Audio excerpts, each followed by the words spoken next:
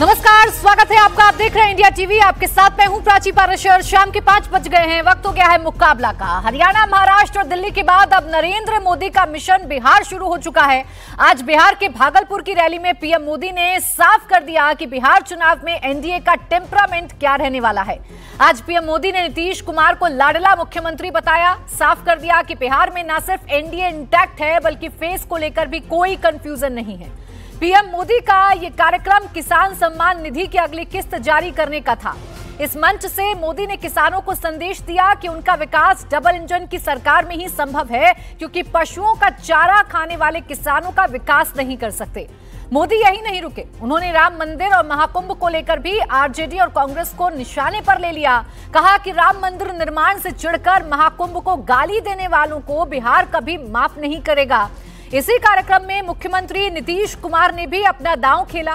लालू राज की याद दिलाते हुए कहा कि आरजेडी वाले मुस्लिमों का वोट भी लेते हैं और उन्हें सामाजिक लड़ाइयों में झोंक भी देते हैं। एक तरफ जहां एनडीए का मिशन मोड ऑन है, तो वहीं महागठबंधन में गांठ पड़ती नजर आ रही है। राहुल गांधी 2 बार बिहार आ चुके हैं। खरगे, प्रियंका अगले 10 दिन में बिहार पहुंचने वाले हैं। ये सब हो रहा है आरजेडी पर प्रेशर क्रिएट करने के लिए, ताकि ज्यादा से ज्यादा सीटों को अपने पाले में किया जा सके। दूसरी तरफ तेजस्वी के सामने दिल्ली का एग्जाम्पल है। अगर कांग्रेस की राह जुदा हुई तो नतीजे दिल्ली जैसे हो सकते हैं। ऐसे में बिहार के घमासान के बीच कई सवाल हैं जो अहम हैं। सवाल ये कि क्या तेजस्वी और राहुल की राहें जुदा होने वाली हैं? क्या बिहार चुनाव दिल्ली जैसी राह पकड़ सकता है? और सबसे अहम बात ये कि क्या बिहार चुनाव को पीएम मोदी ने अपनी पिच पर ला दिया है? इन्हीं सवालों पर करेंगे मुकाबला, लेकिन पहले आपको सुनवाते हैं आज के बयान। जो लोग पशुओं का चारा खा सकते हैं, वो इन स्थितियों को कभी भी नहीं बदल सकते। कांग्रेस आरजेडी के लंबे कुशासन ने बिहार को बर्बाद किया, बिहार को बदनाम किया। ये जो जंगल राज वाले हैं, इनको हमारी धरोहर से, हमारी आस्था से नफरत है। राम मंदिर से चिढ़ने वाले लोग महाकुंभ को भी कोसने का कोई मौका नहीं छोड़ रहे हैं। महाकुंभ को गाली देने वाले ऐसे लोगों को बिहार कभी भी माफ नहीं करेगा। याद है ना, जब हम लोग आए थे पहली बार सरकार में, तो उस समय क्या स्थिति थी आप जानते हैं। शाम के बाद कोई घर से बाहर नहीं निकलता था। ये बुरा हाल है। समाज में कितना विवाद होता था।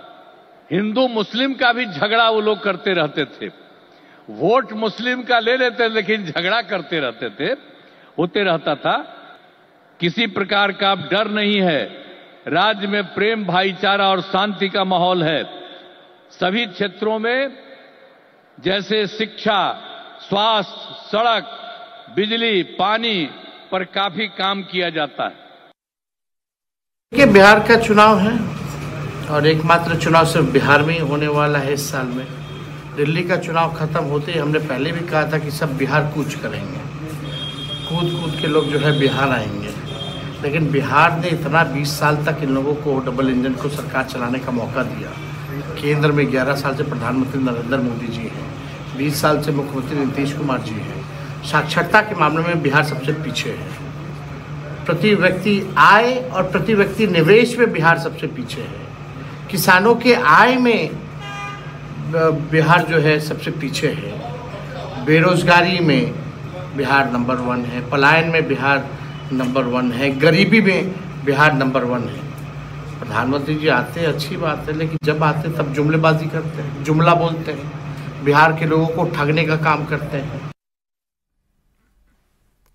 तो देखिए, बिहार चुनाव से ठीक पहले बिहार चुनाव की पिच तैयार करने की कोशिश की जा रही है और माना जा रहा है कि आज पीएम मोदी ने बिहार चुनाव का आगाज कर दिया है और आज कई सौगातें बिहार को, खासकर किसानों को पीएम की तरफ से दी गई हैं। आइए इसी पर करते चर्चा। खास मेहमान हमारे साथ हैं प्रदीप भंडारी, प्रवक्ता भारतीय जनता पार्टी, अरविंद वाजपेयी, प्रवक्ता एलजेपी-आर, नवल किशोर, प्रवक्ता आरजेडी इस वक्त हमारे साथ हैं। तो वहीं कांग्रेस के नेता राजेश राठौर भी हमारे साथ हैं। आप सभी का बहुत बहुत स्वागत है। मैं नवल किशोर जी, आप ही से शुरुआत कर रही हूं। मोदी बिहार आए और बता गए कि बिहार कभी आपको माफ नहीं करने वाला है।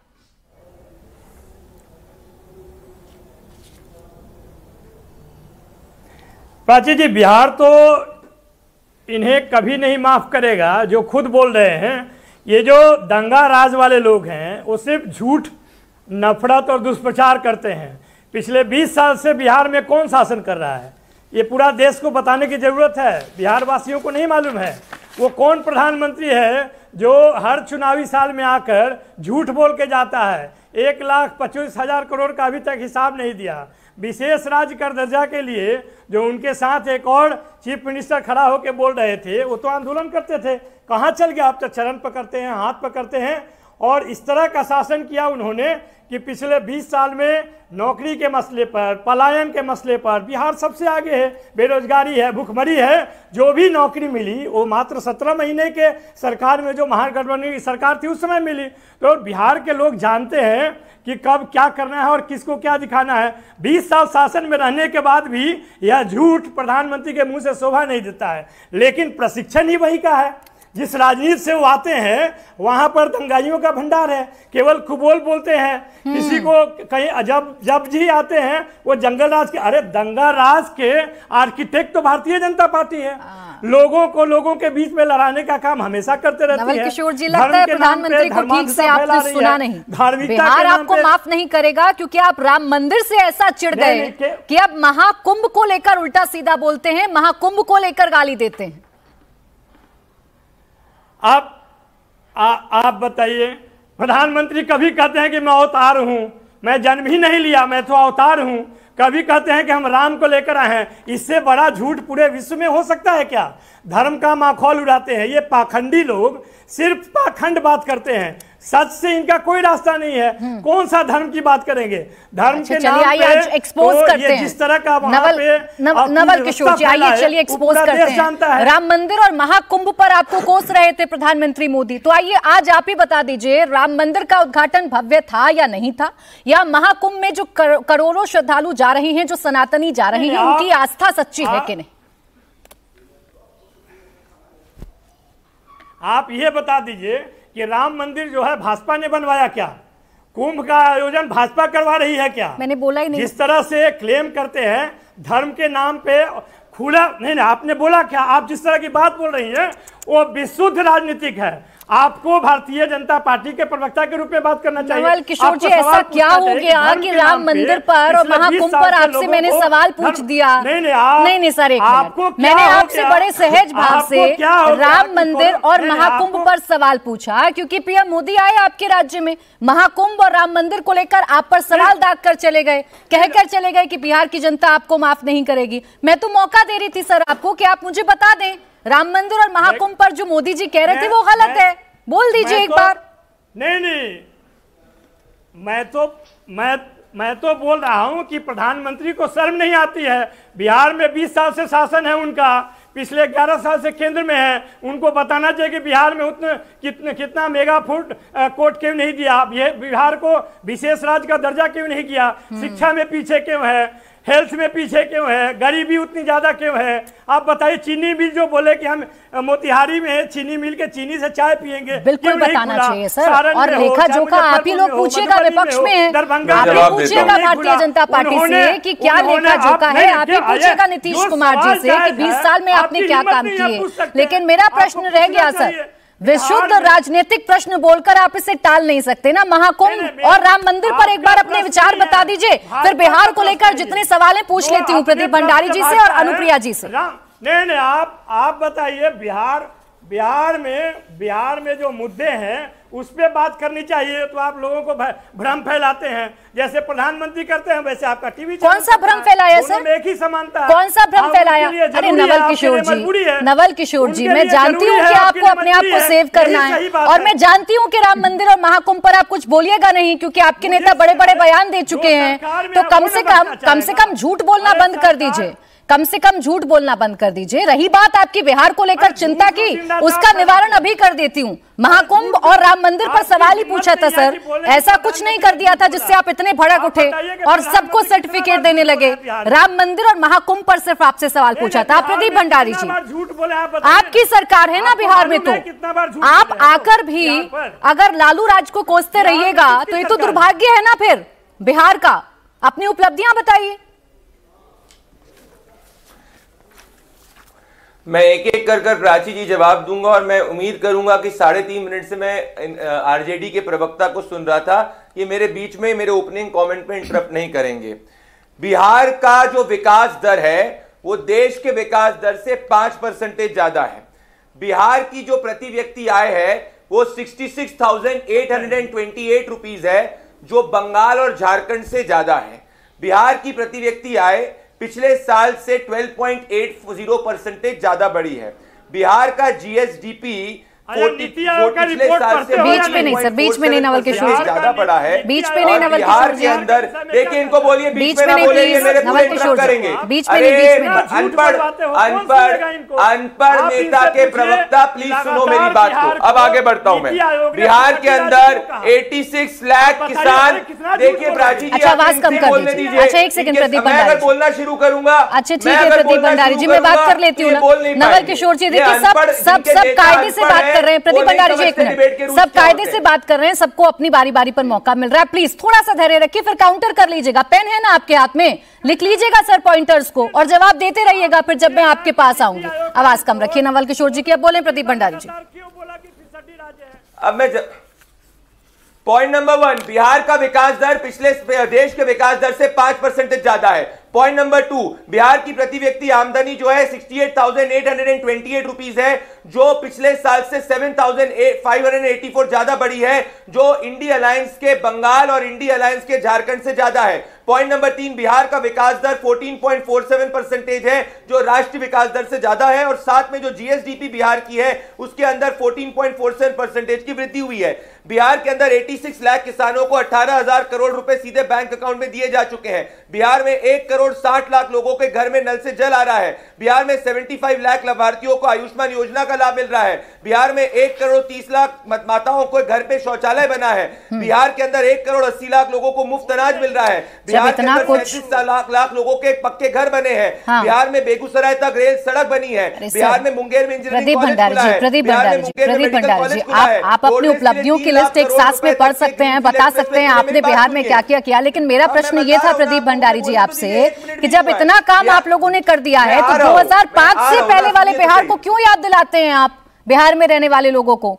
आप तो अपना सुशासन दिखाकर वोट मांगिए ना। प्राची जी क्यों नहीं दिलाएंगे, क्यों नहीं दिलाएंगे? इनका डीएनए बदला है क्या? ये तो सनातन विरोधी है क्या? 2005 के पहले भी ये हिंदुओं के खिलाफ बोलते थे। आज भी लालू प्रसाद यादव क्या कहते हैं? जिस सनातन के महाकुंभ में 60 करोड़ से ज्यादा श्रद्धालु आए, क्या यहाँ पे किसी की जाति पूछी जा रही है? वहां को लालू प्रसाद यादव बेकार बुलाते हैं। क्यों नहीं हम जवाब देंगे जब इनके नेता जो 10वीं पास नहीं है, तेजस्वी यादव, ये कहते हैं कि सिर्फ और सिर्फ मुसलमानों का ख्याल रखती है आरजेडी और मुसलमानों के अलावा किसी का कुछ नहीं करती है। क्यों नहीं पूछेंगे सवाल जब आरजेडी के नेता राम मंदिर के अंदर प्राण प्रतिष्ठा को बेकार बोलते हैं? बोलेंगे, क्योंकि इन्होंने बिहार में 15 साल में जंगल राज किया है। हमने अपने बिहार में 15 साल इनके 15 साल का जंगल राज, आपके 20 साल की सत्ता, नीतीश कुमार जो मुख्यमंत्री की कुर्सी पर 20 साल से बैठे हुए हैं, उनकी उपलब्धियों को गिनाइए ना, उनकी उपलब्धियों को गिनाइए ना। सनातन पर बहस करते रहिएगा, लेकिन बिहार के लोगों को ये तो बताइए ना कि 20 साल में नीतीश कुमार ने कुर्सी पर बैठकर क्या क्या काम किए।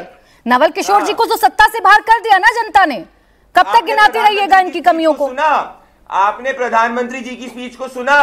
प्रधानमंत्री जी की पूरी स्पीच में 70% टाइम काम गिनाए हैं। आखिरी में जाके जब लालू प्रसाद यादव को एक्सपोज किया तो ये मिर्ची क्यों लग रही है? और सुनिए हम ही क्या, साधु यादव जो राबड़ी देवी की भाई हैं, वो क्या कहते हैं? उनका इंटरव्यू सुना है? लालू यादव को साधु यादव एक्सपोज कर रहे हैं। साधु यादव कहते हैं कि 90 के दौर के बिहार में किडनैपिंग इंडस्ट्री लालू प्रसाद यादव चलाते थे। 90 के दौर में फिरौती का हर पैसा लालू प्रसाद यादव को जाता था।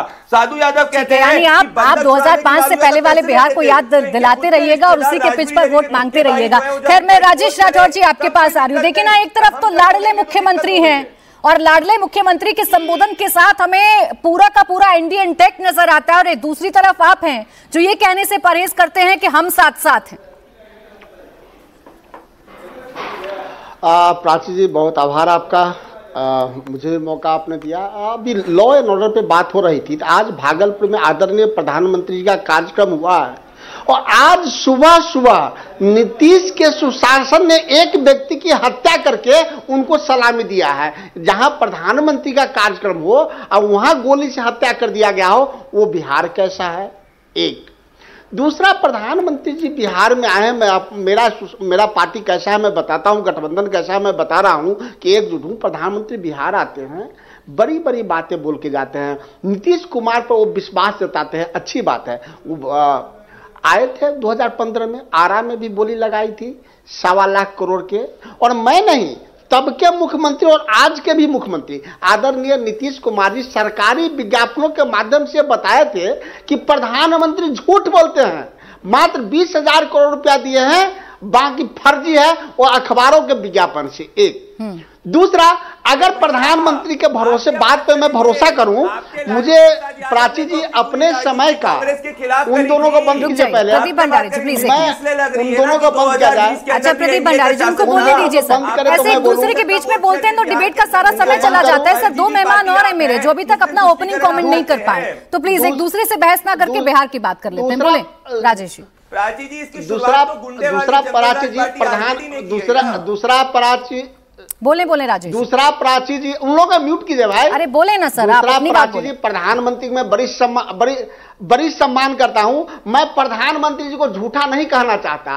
प्रधानमंत्री मैं अपने समय में से अभी प्रधानमंत्री जी को 30 सेकंड दे रहा हूं अपने ही समय। प्रधानमंत्री जी 2015 में आए थे तो क्या बोले थे? नई पीढ़ी के लोगों को मैं याद कराना चाहता हूं, जरा याद कीजिए, अलकतरा घोटाला, दवाई खरीद घोटाला, ट्रांसफार्मर खरीद घोटाला। तो यही तो पूछ रही हूँ ना मैं आपसे।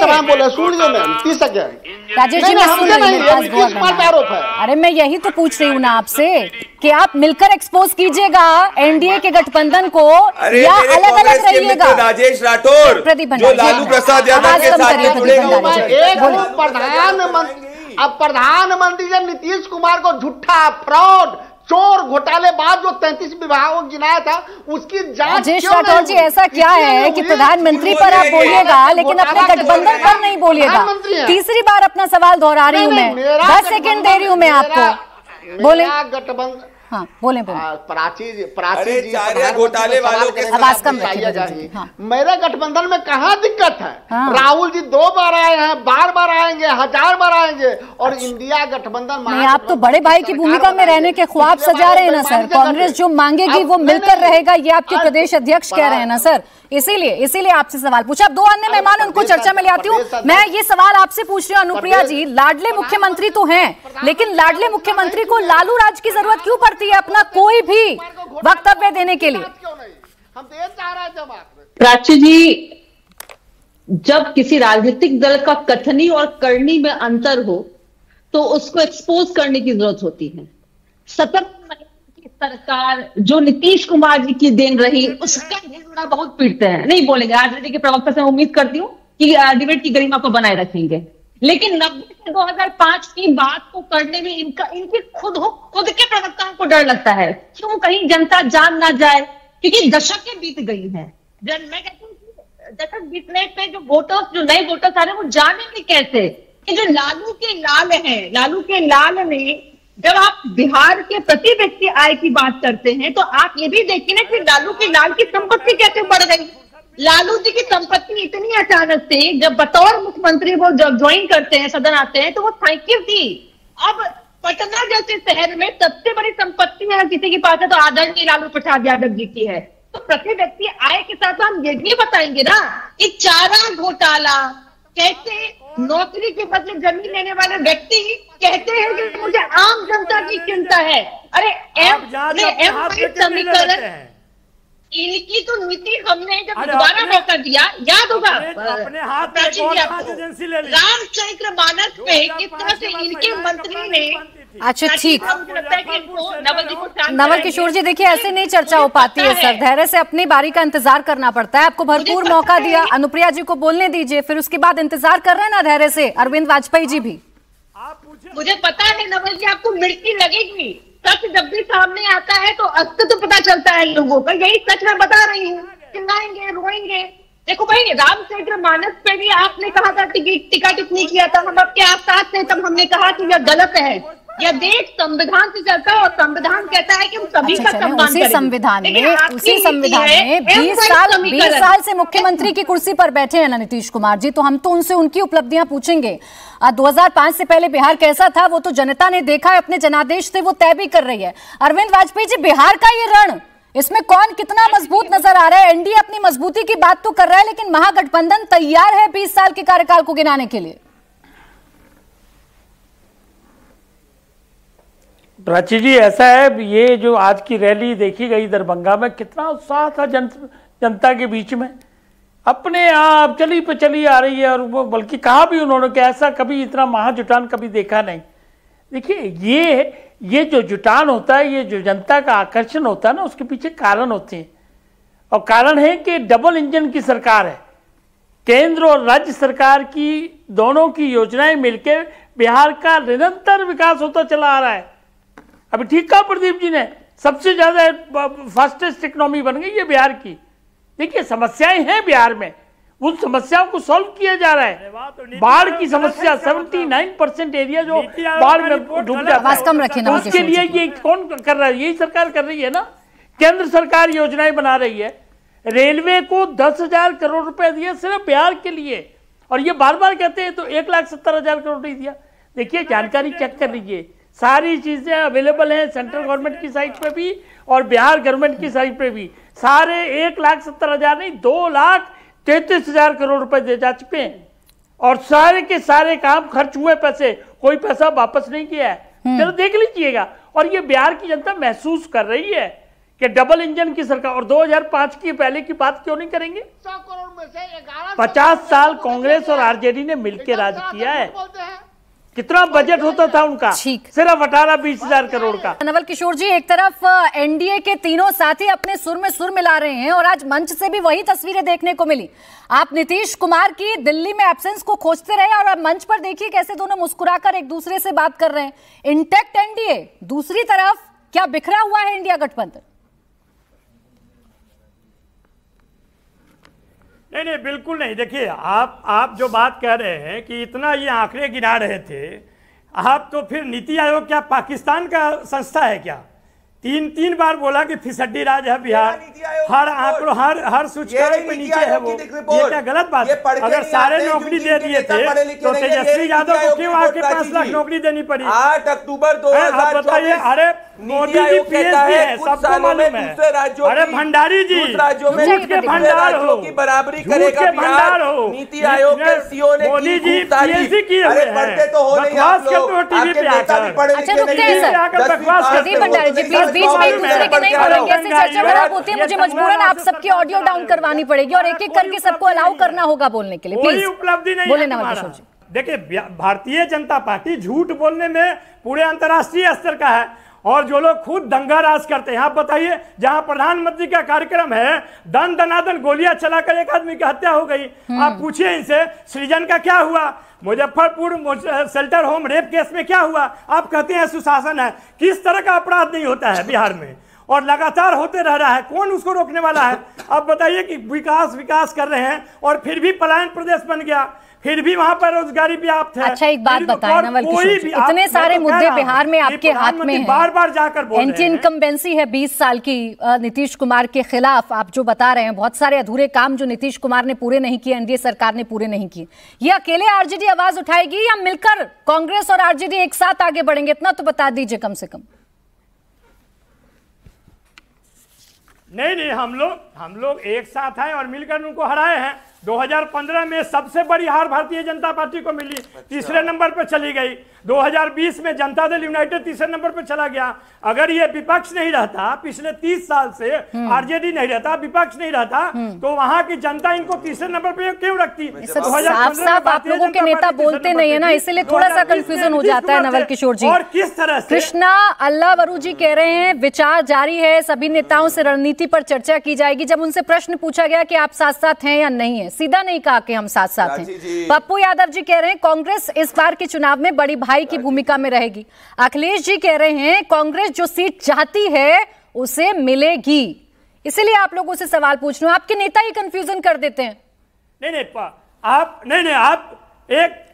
आप बताइए कि कांग्रेस के अध्यक्ष ने बोला कि पप्पू यादव का कोई लेना देना नहीं है, सीट मिलेगा नहीं मिलेगा। कांग्रेस का जो बात होगा वो उनके अध्यक्ष बोलेंगे ना, या केंद्रीय अध्यक्ष बोलेंगे। पप्पू यादव कौन होते हैं? आपने क्यों सुना उनको और उनके आधार पर क्यों सवाल पूछ रहे हैं? क्या वो आधिकारिक तौर पे? तो आप बोलिए ना ये कांग्रेस से, अरे कांग्रेस से निकाल थोड़ी ना दिया गया है पप्पू यादव जी को, कांग्रेस से निकाल थोड़ी ना दिया है पप्पू यादव जी को। कांग्रेस से है, कांग्रेस में है कि नहीं है पप्पू यादव जी? ये प्रश्न जो आप मुझसे पूछ रहे हैं, ये प्रश्न आपको कांग्रेस के शीर्ष नेतृत्व से पूछना चाहिए ना।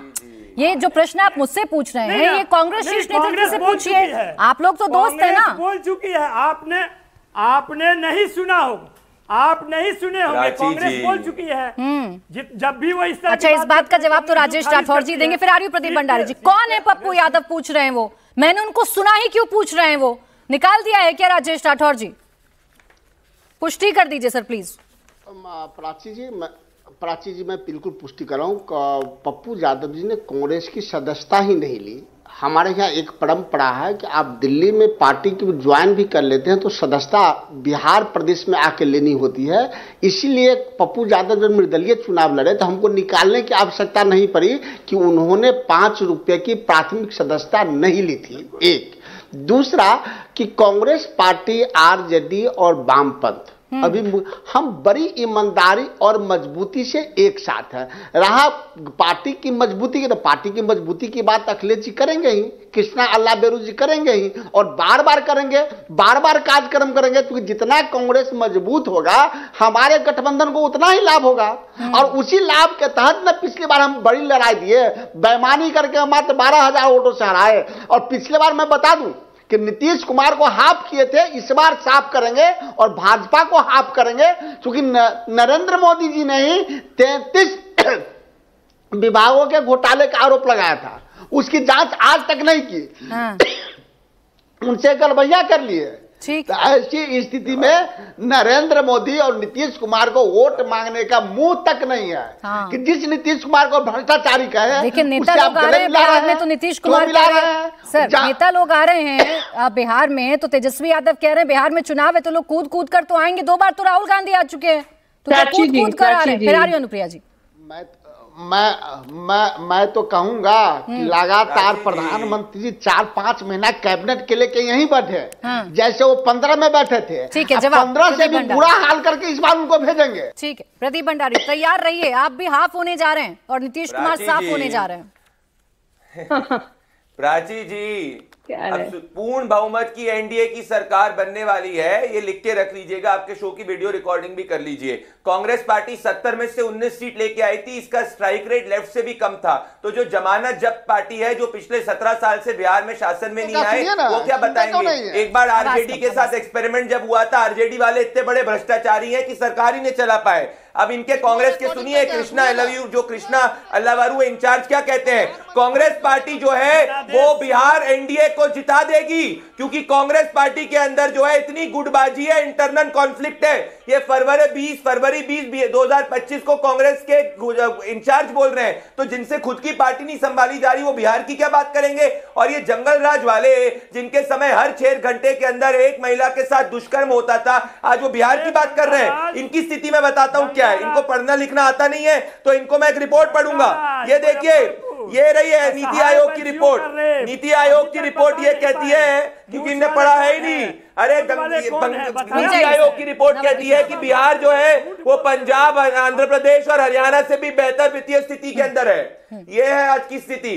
दूसरी बात बताऊंगा, क्या अभी तक लालू प्रसाद यादव ने महाकुंभ जहां पे 60 करोड़ से ज्यादा श्रद्धालु आए उसको बेकार बोला, उसके लिए माफी मांगी?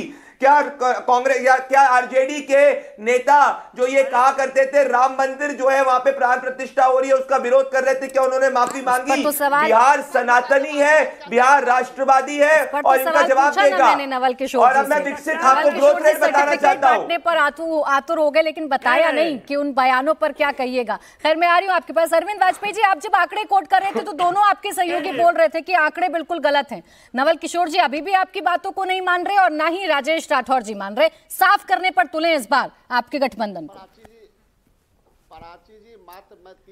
अभी बस आ रही हूँ। चैलेंज करें ना, कौन मना कर रहा है? जो आंकड़े दिए उनको चैलेंज करें, दिखाएं दूसरे आंकड़े, कंटेंट करें ना, कौन मना कर रहा है? देखो सवाल ये नहीं है, सवाल बड़ा क्लियर है। कहाँ का है? हमारा आसमाई का घोड़ा खोला हुआ है और राज्यों जीतते जा रहे हैं। हम लोग राज्यों पे राज्य जीतते जा रहे हैं। 21 राज्यों में एनडीए की सरकार है। अभी हमने मध्य प्रदेश, राजस्थान, छत्तीसगढ़, हरियाणा, महाराष्ट्र, दिल्ली, ये ऐसे ही नहीं जीते जाते हैं। ये मोदी की गारंटीज पे जीते जा रहे हैं, डबल इंजन की सरकार पे जीते जा रहे हैं। और यही बिहार में होने वाला है। बिहार में लोगों ने महसूस किया है कि 20 सालों में कितना विकास हुआ है। और प्रधानमंत्री ने गलत क्या कहा? भाई चारा तो खा गए ना ये, और कोर्ट ने उसमें सजा भी कर दी 3-3 मुकदमों में, और मोहर लग गई, जमानत पे है लालू प्रसाद की। कहाँ दिक्कत है? कोई झुठला सकते इस बात को? मना बिल्कुल नहीं कर सकते। इसलिए ये गलतफहमी में है। बिहार में बाकायदा एनडीए का डंका बचने जा रहा है और दोबारा प्रधानमंत्री जिसको निर्देश करेंगे, जो लीडर चुना जाएगा, चले दूसरे की कमियां साफ दिखने लगती है। एनडीए में छेद नजर आ रहे हैं, लेकिन महागठबंधन पर जवाब नहीं। अनुप्रिया जी, ये चुनौती जो आज दी गई है मेरे शो पर, राजेश राठौर जी और नवल किशोर जी आप लोगों को चुनौती दे रहे हैं। 20 साल में कुछ नहीं किया नीतीश कुमार जी ने, इसलिए 2005 से पहले वाले बिहार को याद दिलाते हैं हमेशा और आगे भी दिलाते रहेंगे।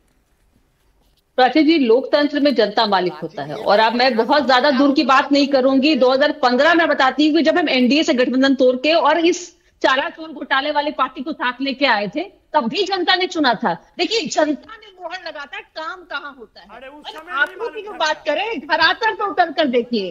कांग्रेस के प्रवक्ता चिंता कर रहे हैं कि साफ कर देंगे, हाफ कर देंगे। जीरो पे आउट होने की गारंटी जिसने ले रखा है, जिसके नेता ने ठाना है कि हम जीरो पे आउट कराएंगे, दिल्ली हो, बिहार हो, पश्चिम बंगाल हो, हमारा कहीं अस्तित्व में नहीं है।